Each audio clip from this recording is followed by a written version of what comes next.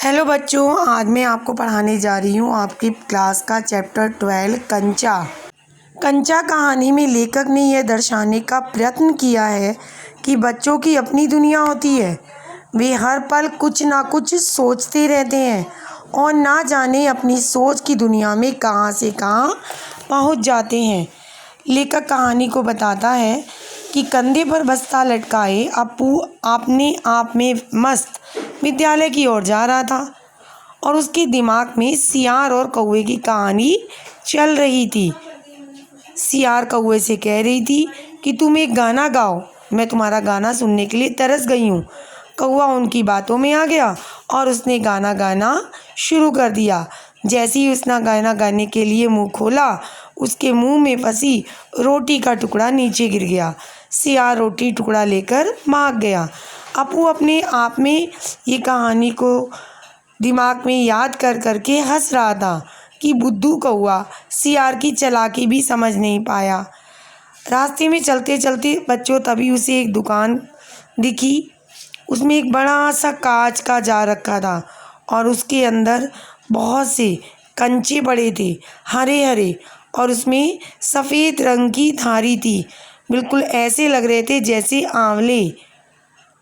और अप्पू उन कंचों की दुनिया में खो जाता है। वह सोचने लगता है कि जार आसमान से बड़ा होने लगा है। वह उसके भीतर चला गया है। उसके साथ कोई दूसरा लड़का है ही नहीं, वो अकेला ही उसमें खेल रहा है। बच्चों, वैसे भी उसे खेलने की आदत अकेले थी, क्योंकि उसकी छोटी बहन की मृत्यु के बाद उसे अकेला ही खेलना पड़ता था। थोड़ी देर तक वह कंचों की दुनिया में खोया रहता है। फिर जब दुकानदार ने आवाज़ दी क्या जार को नीचे गिरा देगा, तो वो चौंक उठा। फिर दुकानदार ने पूछा क्या कंचे चाहिए। उसने सिर हिलाकर मना कर दिया। उसी समय स्कूल की घंटी बज जाती है। मैं बस्ता पकड़कर दौड़ता है, क्योंकि उसे मालूम था अगर वो कक्षा में देर से गया तो उसे पीछे की मेज़ पे बैठना पड़ेगा, और वो देर से ही पहुंचा था। उसने जल्दी से हड़बड़ी में पुस्तक खोली। मास्टर जी रेलगाड़ी का पाठ पढ़ा रहे थे, लेकिन अप्पू तो कंचों की यादों में ही खोया हुआ था। मास्टर जी ने उसे चेहरे से पहचान लिया और पूछा क्या पढ़ा रहे हैं। उसने कहा कंचे। सब बच्चे हैरानी से उसे देखने लगे और उसके बाद मास्टर जी ने फिर आगे का पाठ पढ़ाना शुरू कर दिया। मैं फिर सोच में डूब गया। थोड़ी देर बाद मास्टर जी ने पूछा क्या सोच रहे हो। उसके मुंह से निकला पैसे। थोड़ी देर भी चपरासी आता है एक नोटिस लेकर कि जो बच्चे फ़ीस लाए हैं वो जमा करा दो। अप्पू अपनी फ़ीस जमा करने नहीं जाता।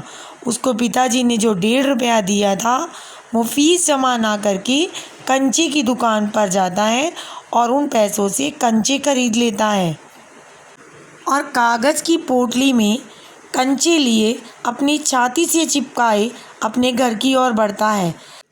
तभी रास्ते में उसके मन में कंचे देखने की इच्छा होती है कि क्या सब में लकीरें हैं या नहीं।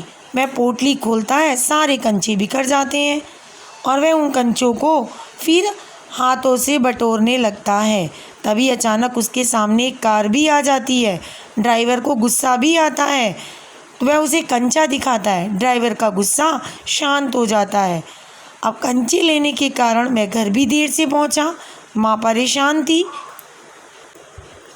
वह माँ को कंचे दिखाने लगता है। माँ ने पूछा कहाँ से लिए, तो वह सच बता देता है पिताजी ने जो फ़ीस के पैसे दिए थे उससे खरीदे। माँ उससे बहुत प्रेम करती थी और फिर पूछने लगी किसके साथ खेलोगे। तभी उसे अपनी बहन की याद आ जाती है और वह रोने लगता है और माँ से कहता है ये कंचे अच्छे नहीं हैं, बुरे हैं ना। माँ कहने लगी नहीं, ये बहुत अच्छे हैं, और उसे अपने गले से लगा लेती है, क्योंकि माँ उसे हमेशा खुश देखना चाहती थी। ये कहानी हमें ये संदेश देती है बच्चों कि बच्चों की भावनाओं को परखना अभिभावकों और शिक्षकों का कर्तव्य है। शिक्षक कक्षा में उपस्थित बच्चे को मानसिक रूप से उपस्थित ना देखकर उसकी भावनाओं को जानने का प्रयास करें।